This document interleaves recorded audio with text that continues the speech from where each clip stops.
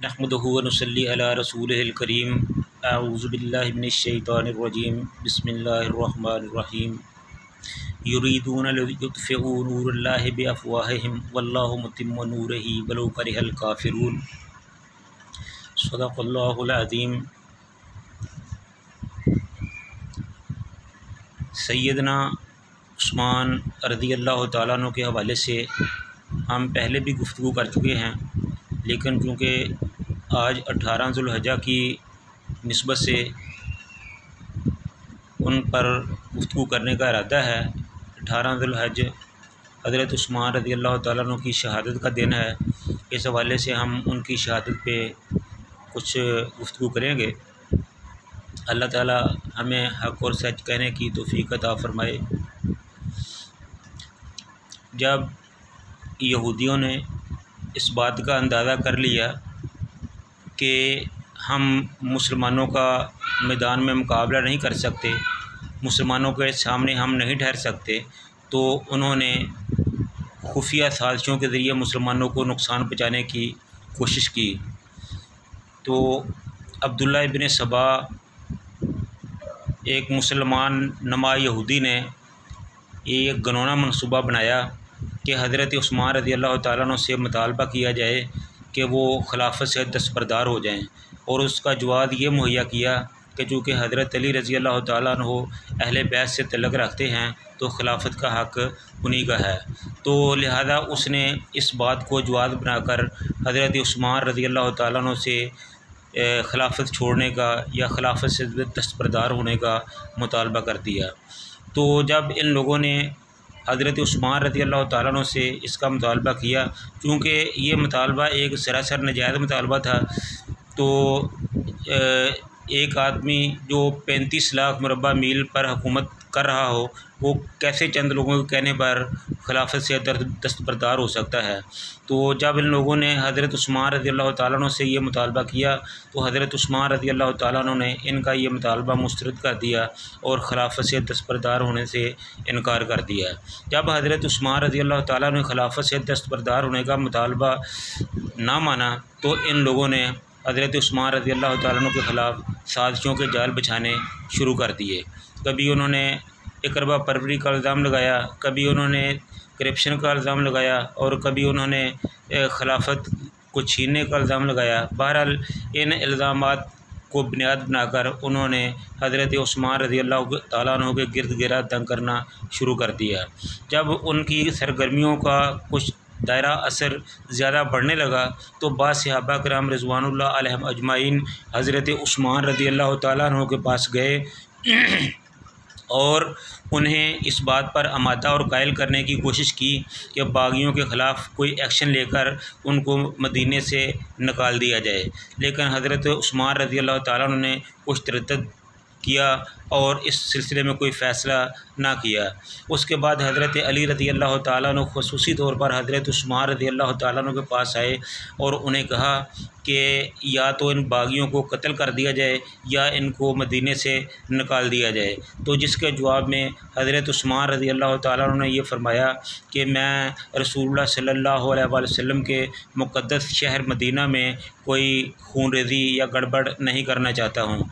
तो इसके बाद हज़रत अमीर मुआविया रज़ियल्लाहु तआला अन्हु हज़रत उस्मान की खिदमत में हाज़िर हुए तो उन्होंने भी ये कहा कि आप हमें इजाज़त दें, या तो हम इनको मार कर मदीने से निकाल दें या इनको वैसे ही ख़त्म कर दें। अगर आपको ये बातें मंजूर नहीं हैं तो फिर आप हमारे पास शाम में चले जाएं, आप वहाँ महफूज होंगे। तो हज़रत उस्मान रज़ियल्लाहु तआला उन्होंने उनका जवाब ये दिया कि हम मदीने में कोई नक्श अमन का मसला पैदा नहीं करना चाहते और ना ही मदीने में खूनरेज़ी चाहते हैं, और ना ही मैं मदीना को छोड़कर बाहर कहीं जाने वाला हूँ कि मैं रसूलुल्लाह सल्लल्लाहु अलैहि वसल्लम की हमसायगी को छोड़कर बाहर नहीं जा सकता। इस तरह ये सब दरवाज़े बंद हो गए और बागी और हज़रत उस्मान रज़ियल्लाहु तआला अन्हु की आपस में चपकश जारी रही।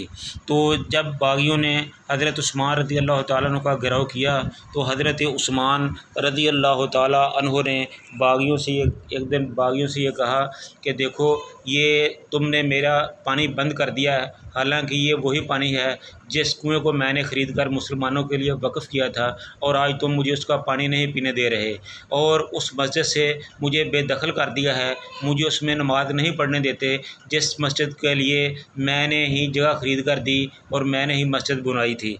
तो इस तरह हज़रत उस्मान रज़ी अल्लाह तआला ने बागियों से काफ़ी बातें की, लेकिन बागियों ने इन सारी बातों को मुस्तरद कर दिया। उन्होंने कहा कि ठीक है, आप जो कुछ भी कह रहे हैं सही कह रहे हैं, लेकिन हमारा एक ही मुतालबा है कि आप खिलाफत से दस्तबरदार हो जाएं। तो हज़रत उस्मान रज़ी अल्लाह तआला ने उनका ये मुतालबा मानने से कतअन इनकार कर दिया। तो बागियों ने अपना दबाव हज़रत उस्मान रज़ी अल्लाह तआला पर और बढ़ाना शुरू कर दिया, जिसको देखते हुए हज़रत अली रज़ी अल्लाह तआला ने अपने दोनों बेटों हज़रत हसन और हज़रत हुसैन रज़ी अल्लाह ताला अन्हो को ये हुक्म दिया कि आप हज़रत उस्मान रज़ी अल्लाह ताला अन्हो के घर जाएं और उनके दरवाज़े पर पहरेदार बैठ जाएं, चौकीदारी करें। अगर कोई उनको ख़तरा महसूस हो तो उनका दफ़ा और तहफ़्फ़ुज़ किया जाए। तो इस तरह हज़रत उस्मान रज़ी अल्लाह ताला अन्हो के दरवाज़े पर हज़रत हसन और हज़रत हुसैन बैठ गए, लेकिन बागी पिछली दीवार फांद कर या एक रवायत के मुताबिक छत को फाड़कर हज़रत उस्मान रज़ी अल्लाह तआला अन्हु के पास पहुंच गए। तो उनमें मोहम्मद बिन अबी बकर ने हज़रत उस्मान रज़ी अल्लाह तआला अन्हु की दाढ़ी को पकड़ा और खींचने की कोशिश की। तो हज़रत उस्मान रज़ी अल्लाह तआला अन्हु ने कहा कि ए बेटे, इस दाढ़ी का अगर कदर था तो तुम्हारे बाप को था, अगर तुमने इस दाढ़ी की कदर पूछनी है तो जाओ अपने बाप से पूछो। जब हज़रत उस्मान रज़ी अल्लाह तआला अन्हु ने मोहम्मद बिन अबी बकर से ये बात की तो वो हज़रत उस्मान से अलहदा हो गए। जब बागियों ने देखा कि मोहम्मद बिन अबी बकर अलहदा होकर दूर जा खड़े हुए हैं, तो उन्होंने ये सोचा कि कहीं ऐसा ना हो कि वो हमारे सामने ही आ जाएं, तो उन्होंने अपना वक़्त ज़ाया किए बगैर हज़रत उस्मान रज़ी अल्लाह तआला अन्हु पर हमला कर दिया। जब उन्होंने हज़रत उस्मान रज़ी अल्लाह तआला अन्हु पर हमला किया तो हज़रत उस्मान रज़ी अल्लाह तआला अन्हु की बीवी हज़रत नाइला रज़ी अल्लाह तआला अन्हा उन्होंने आगे बढ़कर अपना हाथ आगे किया कि उस्मान रज़ी अल्लाह तआला अन्हु का तहफ़्फ़ुज़ किया जा सके, लेकिन बागियों की तलवार जो थी वो हज़रत नाइला के हाथ में लगी और उनकी उंगलियाँ कट कर दूर जा गिरीं। तो दूसरे बागी ने आगे बढ़कर हज़रत उस्मान रज़ी अल्लाह तआला अन्हु पर एक तलवार का वार किया और उनको शहीद कर दिया। ये हज़रत उस्मान रज़ी अल्लाह तआला अन्हु की शहादत का एक पस मंज़र था। इससे पहले हज़रत उस्मान रज़ी अल्लाह तआला अन्हु दिन का वक़्त था, तो वो सोए हुए, उनकी आँख लगी तो उसमें रसूलुल्लाह सल्लल्लाहु अलैहि वसल्लम उनके पास आते हैं और फरमाते हैं कि ए उस्मान, आज जो तुमने रोज़ा रखा हुआ है ये तुम हमारे पास आकर ही खोलोगे।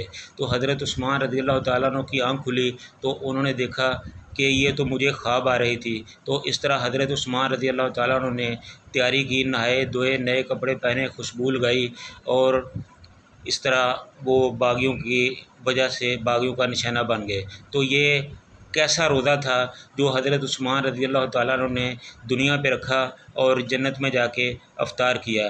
तो इस तरह हज़रत उस्मान रज़ी अल्लाह तआला अन्हु की शहादत हो गई। तो जब हज़रत उस्मान रज़ी अल्लाह तआला अन्हु की शहादत हुई तो बागियों ने उनका घेराव, उनके मकान का घेराव किया हुआ था।